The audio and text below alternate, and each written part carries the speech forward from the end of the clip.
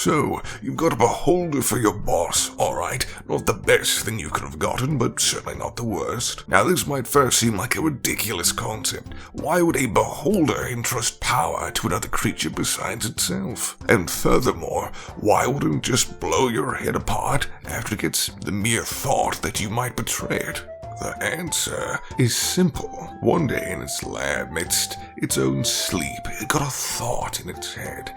What was the strongest weapon it could use on its enemies? Time.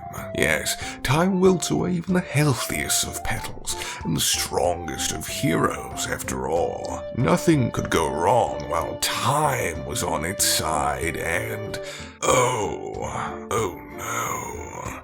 If time was such a powerful weapon, it could be used against the Beholder itself. It could die a natural death, a horrible idea, a revolting idea to Beholder. It simply couldn't be.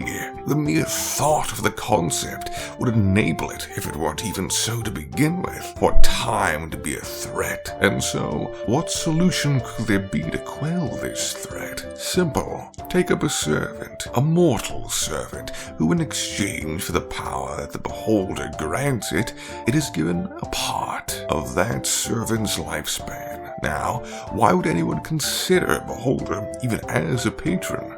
Traditionally, Warlocks draw their powers from beings like fiends, celestials, or eldritch entities. But imagine tapping into the strength and might of a Beholder, a creature of pure magic and mystery. The potential is limitless, but of course, so would be the dangers. In terms of creative opportunities, there is a vast field to explore. The flavor could fill fields. Eldritch Blast, instead of just some beam you shoot out of a staff, could be instead death rays of Beholder shot from your very eyes. It could definitely fit with how strong of a cantrip Eldritch Blast really is, and the fact you get multiple the more you level is just something that fits quite nicely. Meanwhile, you'd favor countless spells as your other beams that a Beholder would be able to do, but many packs do have some innate way that they reflect on a Warlock, with a fiendish pack perhaps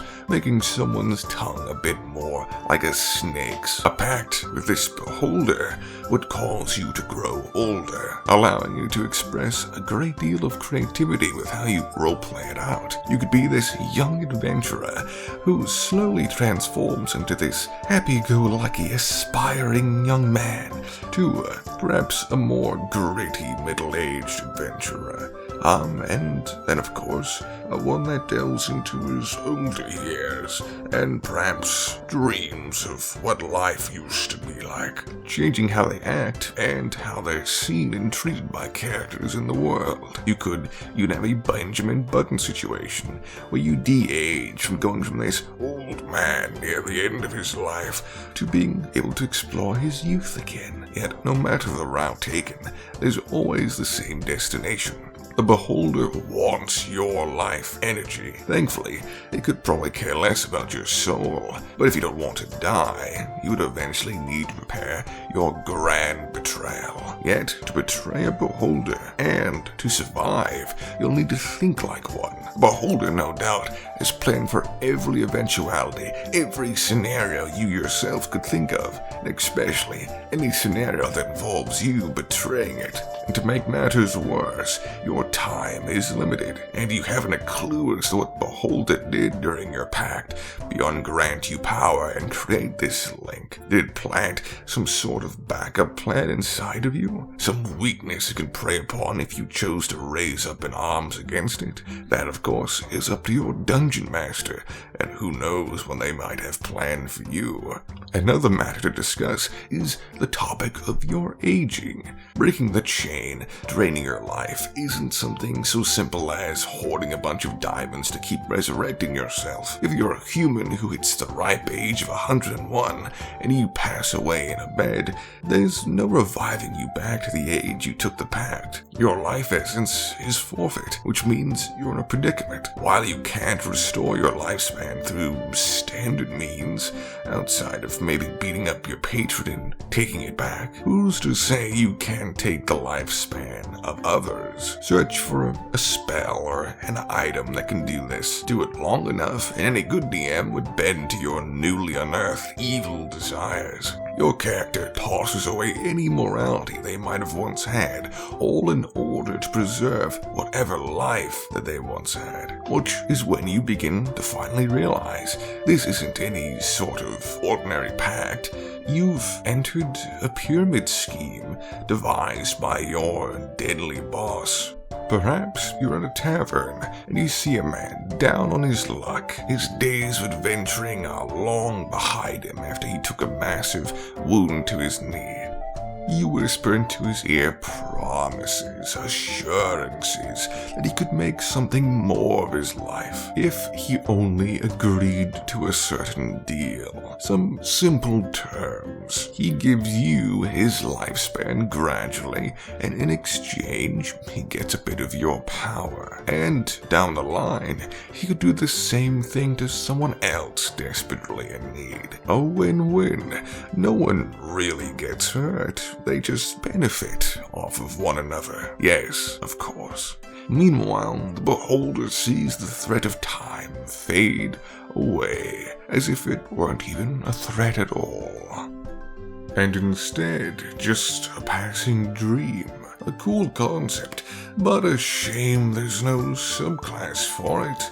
Oh wait, I've made one. It's balanced, useful, and most of all, it retains the theme of being a Beholder Warlock. For its spells, we have the expanded spell list of the subclass. At first level, you get Color Spray and Chromatic Orb. Second level, See Invisibility and Dark Vision. Makes sense. Third level, Counter Spell and Clairvoyance. Fourth level, Confusion and Great Invisibility, with the fifth level spells being Telekinesis and Anti-Magic Field. A lot of these have extreme synergy with what a Beholder can actually do, and so it makes sense for their servant to have them. Next, we have its first level 1 ability, Guarded Gaze. While you are not wearing any armor or using a shield, your armor class equals 10 plus your dexterity modifier plus your charisma modifier. This benefit applies only to attacks you can see. Now, I can understand an immediate concern. A Warlock with very good rolls can certainly get very high AC at level 1 with this feature, but so very well could a Hexblade Warlock. Due to how this feature requires Dex as opposed to Con, the Warlock is forced to invest into its third priority stat to get the most of it. Now, of course, the idea of getting Dex and Charisma as your armor class when it comes to multi-classing could be absolutely broken. But for a tip for any DM who even allows homebrew, never allow any player to multi-class with homebrew. It never ends well. At least if you do generally allow it with many other classes. With the Warlock class, well, if you simply multi-class for one level and do nothing else into it, your patron might not be so happy. And in this case, no one wants a Beholder chasing them down at level 2. Now, if this was 10 plus Con plus Charisma, it'd be horribly broken, since then a player could purely focus on 2 attributes as opposed to 3. Unfortunately, I've seen a lot of homebrew subclasses allow such a thing. Now, the best part of this feature is its weakness, because it puts the player into the mindset of a Beholder. The player would become paranoid and do everything in their power to ensure that nothing could be obscured by their sight. The player would become so paranoid that they'll use spells not because they might even need them, but in case they might need them. And for a Warlock who doesn't get very many spell slots, that's a dangerous thing to do. But understandable, since without knowing if you'll have high or low AC at any given time is a scary thought that might make them as paranoid as their patron. What many Warlock subclasses always aim for is to make the player feel as if they're emulating their patron. Most succeed when it comes to abilities and the mechanical aspects, but the mentality of the patron is often ignored. Next, we have level 1,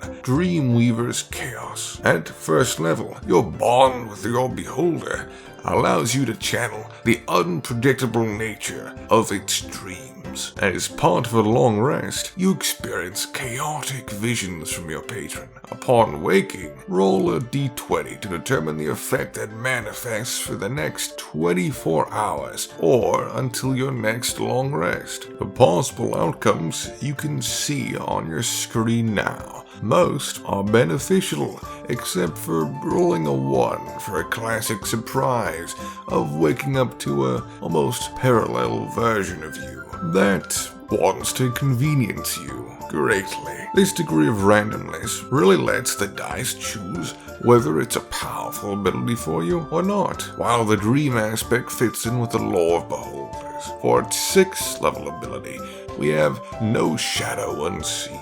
At 6th level, you gain the ability to summon a portion of your Beholder Patron's vision, enhancing your magical and observational powers. Using an action, you create 10 invisible magical eyes within 10 feet of you that you can hover in the air for a minute. You mentally receive visual information from each of the eyes, which have blind sight out to 30 feet. As a bonus action, you can move any and all of the eyes up to 10 feet in any direction. There is no limit how far away the eye can move, but it can't enter another plane of existence. A solid barrier blocks the eye's movement, but the eye can pass through an opening as small as 1 inch in diameter. You can use this ability once per long rest. Now this functions as equal to an arcane eye spell, a spell I've only seen used by the most paranoid and careful of players, and so it's only fitting that this subclass gets it. This ability differs from the spell in a few different ways that are both buffs and nerfs. The spell lasts just for 1 hour normally, and this ability decreases it to 1 minute. The benefit of the ability, though, is that in exchange for the duration decrease, it no longer requires concentration. This, in addition to many other buffs it receives, means it can be cast for fights and remain useful. For 10th level, we have Insightful Obsession. Starting at 10th level, you can use your action to gain insight into a creature's defenses. Choose a creature you can see. You learn its creature type, movement speed, and the types of speed, its attack reach, if it has any damage immunities, resistances, or vulnerabilities, and what they are. Once you use this feature, you can't use it again until you finish a short or long rest. A fairly simple ability, but a powerful one. Many DMs don't explicitly give away many open information about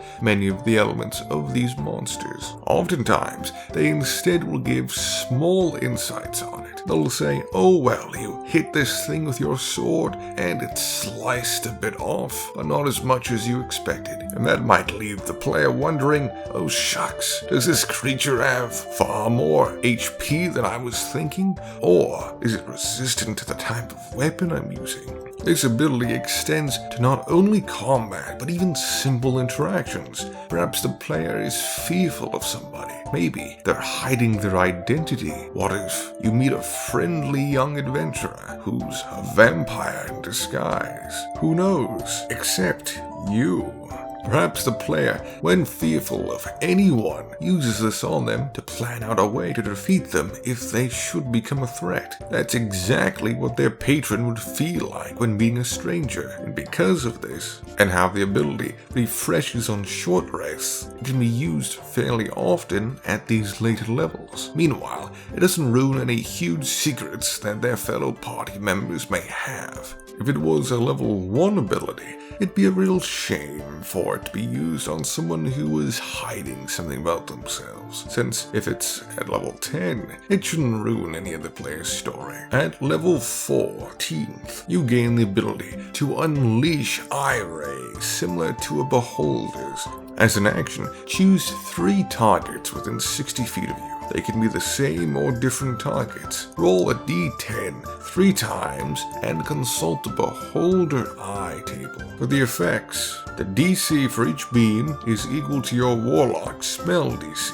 Once you use this feature, you can't use it again until you finish a long rest. Now, here are many of the types of rays on your screen now. It would be crazy to not give the subclass this ability. The true power of it lies in the dice. You have some ability to exert some control over the results, but ironically enough, if you want the best results, you need to, well, sort of go hands off on it. If you want to make sure you got no clone rays that just did nothing, you'd have to focus all of them on individual creatures. But if you wanted the chance of hitting one creature with 3 death rays, you'd have to risk hitting them with 3 charm rays. As for balance, the only one of some concern would be the petrification ray, but many boss monsters and whatnot are immune to petrification. Now, let's get into some potential patrons. To be honest, there's not a lot, and at the same time, there's plenty. But when it comes to official beholders, would be the perfect patrons. Zenithar, leader of the Thieves Guild in Waterdeep of the same name, is the perfect example of one. Not only would he have a vested interest in keeping himself alive, but also his pet fish. Yes, whichever beholder is the current leader of Zenithar's guild, of which there have been many of the very same name, they all have a fish that they care quite deeply about. Now, why do I mention this? Are you going to get a fish of your own too? No, not quite. On the contrary, your life force might be going to this fish of Zenithar's instead of Zenithar himself. If he overhears that the lifespan of an everyday pet fish is quite small, he's going to get quite worried for his little friend. Which means, for you, you might just have 2 patrons in a way. At least one's easier to kill than the other. Meanwhile, betraying Zenithar would mean that you might have an entire guild against you, which could be an interesting tool for a DM that they can actually work with. While a fiendish patron might send some cambions or an imp to relay their messages to you, instead, Zenithar would send spies and probably discreet messages that only you and other Thieves Guild members would be able to decipher. As for others, because the habitat of beholders is quite literally whatever large, dark, and safe room that they can find and call their own, they make their lair. Beholders can be found nearly anywhere. You could be a common everyday villager venturing down to a cave your ancestors always told their sons and daughters to never go down. And so you do, and you find your new boss. So, I would encourage any DM to run wild with that freedom. Make a beholder your own. Give them interesting quirks, maybe even strange demands. Now, for players, the reason why I've put no explicit graph or anything to explain how many levels into Warlock translates to how many levels they age and whatnot is simple. That's something that you and your DM should discuss so you can get a good balance for your particular game. Also, one element that could be explored for those really wanting to focus on the aging aspect of this subclass is to bring in many conditions that could have them lose their memories. Although, I would suggest to only go down such a path if you feel like you can play such a situation well, and if you think everyone else at the table would be okay with it. I once had a character who was in a similar situation with regards to the aging aspect of the subclass. During his adventuring, he found a relic that made him age substantially the more that he used it. But because the adventure he was on was so difficult, and he wanted to ensure that his friends and family were safe. He was forced to use the relic, and because of this, he slowly would age and begin to sort of lose his mind in a way, forgetting where he was, who he was, those around him, things like that. Now, that made a very compelling character, but would I have done that character if I knew that someone at the table maybe had a family member who died of Alzheimer's? Probably not. If you're interested in this subclass, I'm looking to making actual PDFs for anyone to really just grab for free at the Dungeon Masters Guild. But I'm really working on how to actually figure that all out. Until then, it's all in the description for you to use in any campaign. Just look right down below, no charge. And if you found this video interesting, which if you're still here, I'm assuming you did, please give it a thumbs up, a comment, and if you want more videos like this, subscribe to my channel. I'll make sure to get some. I've always gone through periods of my channel where I post like 5 videos a week and then just go poof. I'm not going to do that this time. I'm going to post a video every week. Swear on the thunder. I'm not going anywhere. See you next time.